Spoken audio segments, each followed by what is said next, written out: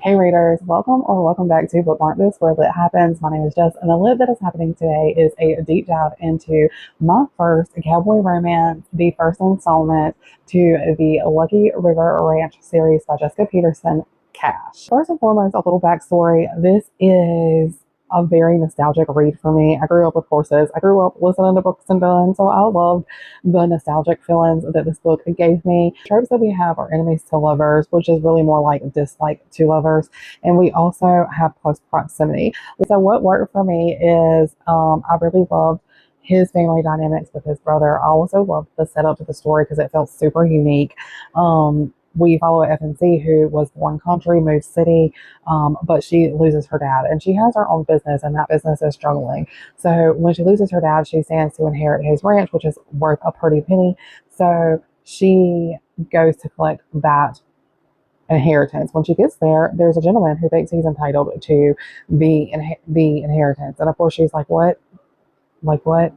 So I thought the setup was really good. I also think the relationship between him and all the people on the ranch and his brothers is just, I love that. I love that part.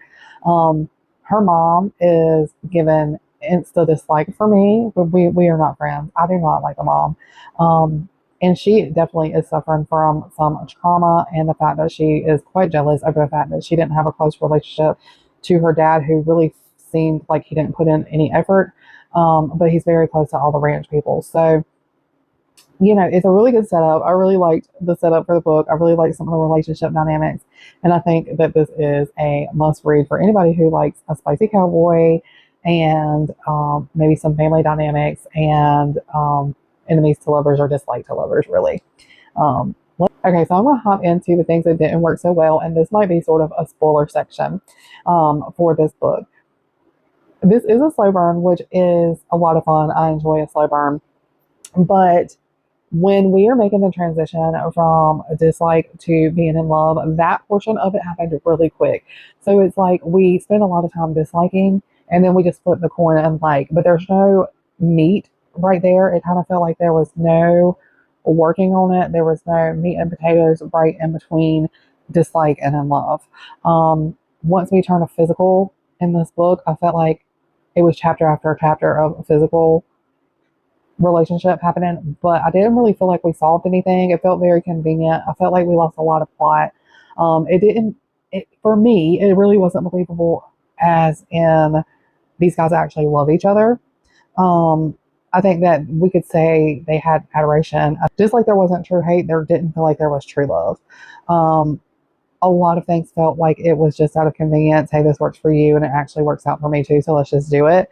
So ultimately, I like the story. I gave it a 3-star. I definitely want to check out the second installment, and then we'll see if I'll finish the series from there.